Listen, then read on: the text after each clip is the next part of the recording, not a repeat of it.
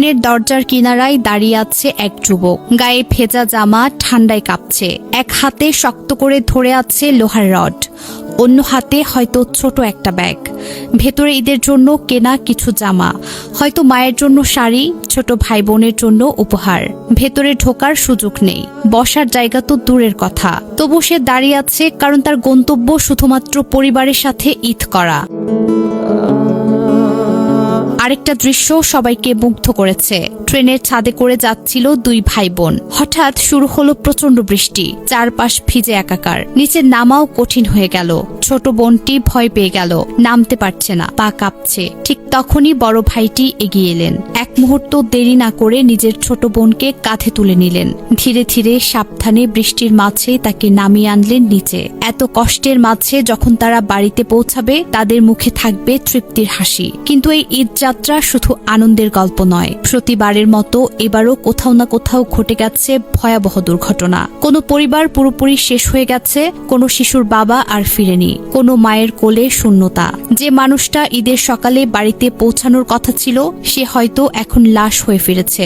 এই দৃশ্যগুলো শুধু আবেগের নয়, এগুলো আমাদের দেশের বাস্তবতা। কেন মানুষ এমন ঝুঁকি নেয়? পর্যাপ্ত যানবাহনের অভাব, অতিরিক্ত চাপ, টিকিট সংকট, নিরাপত্তা ব্যবস্থার দুর্বলতা। তবুও মানুষ যায়, কারণ একদিনের জন্য হলেও মা বাবার পাশে থাকতে হবে। ঈদটা একসাথে করতে হবে। এই ঈদে কারো ঘরে ঘরে হাসি, নতুন কাপড়, সেমাই, আনন্দ। আবার কারো ঘরে কান্না, শূন্যতা, অপূর্ণ অপেক্ষা।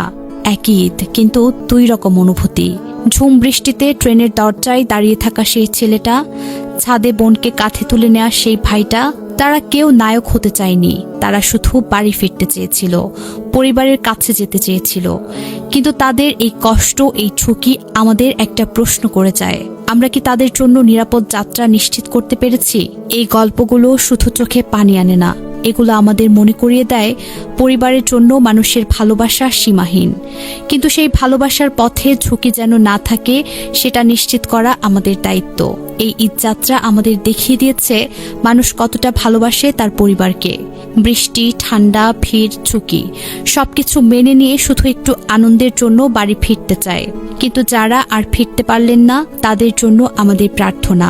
যারা ফিরেছেন, তাদের ঈদের আনন্দ যেন অটুট থাকে। সকল শহীদ যাত্রীর আত্মার মাগফিরাত কামনা করছি। যাদের ঘরে এবার শোক নেমেছে, তাদের প্রতি গভীর সমবেদনা। ঈদ মোবারক। যারা বেঁচে আছেন তাদের জন্য, আর যারা চলে গেছেন তাদের জন্য আল্লাহর রহমত কামনা। জীবন খুবই অনিশ্চিত, তাই যতদিন আছি পরিবারকে ভালোবাসি, সময় দেই। কারণ কেউ জানে না পরের ঈদটা কে দেখতে পাবে।